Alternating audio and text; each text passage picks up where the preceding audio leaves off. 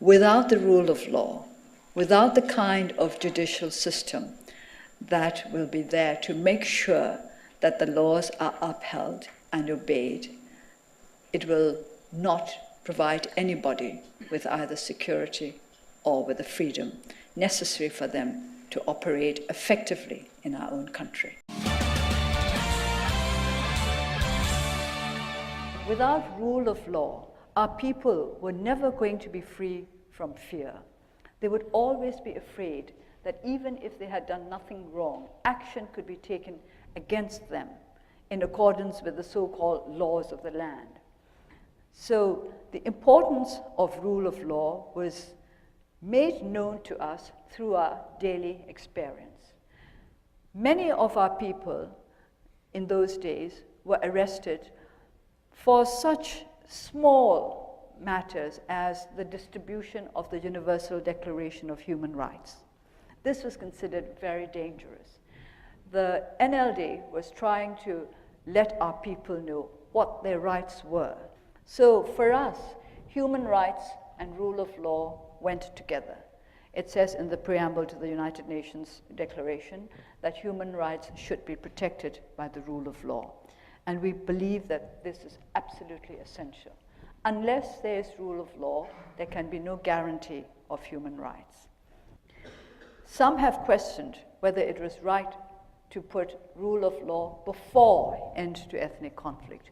We did that because we think that, practically speaking, we cannot bring an end to ethnic conflict unless there is rule of law, unless we can assure our ethnic nationalities that justice will not only be done, but seen to be done for them.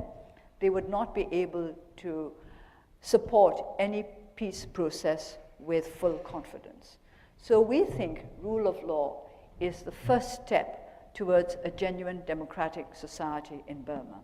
And because of what we have suffered, we knew from experience that rule of law is what rules our lives from day to day.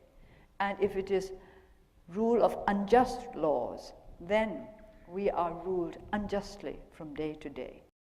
It is not that easy to change the ways of people who have become corrupt over the years. Judges who have become corrupt cannot be changed simply by sending them to special courses at jail. They may in fact learn.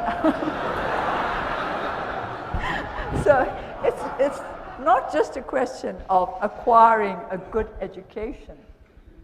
It's a question of attitudes, of mindset. Over the years, not just our judges, but our civil servants in general have become very corrupt.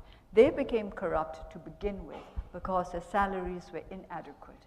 And in order to make sure that they would be able to lead decent lives and educate their children, they started asking for bribes and getting them. Now, people who get used to that way of life cannot go back to the old clean ways easily. A civil servant with a decent salary in Burma in the old days could live a respectful life. He would have a house, he would have a car, his children would be able to go to good schools, and he would be respected by the community in which he lived. And that was enough for civil servants then. But during the years of corruption, some civil servants became very wealthy. They would have several houses, several cars, their children would enjoy all kinds of privileges. And to expect those people to go back to the old ways would be difficult. Even if we were to give them adequate salaries now, the kind of salaries that would allow them to live like well-respected civil servants, but not like millionaires, they would not be satisfied with it because they've got used to a different way of life. So it's not just re-education in the technical sense. It's re-education with regard to attitudes and mindset. How do we persuade these people who have got used to a very opulent way of life that they can make do with a more modest standard of living but lead clean lives that will gain them the respect of society. It's very difficult. So their rule of law comes in again. Action will have to be taken. It's not enough simply to say, we're now paying you a decent salary, you live within its means.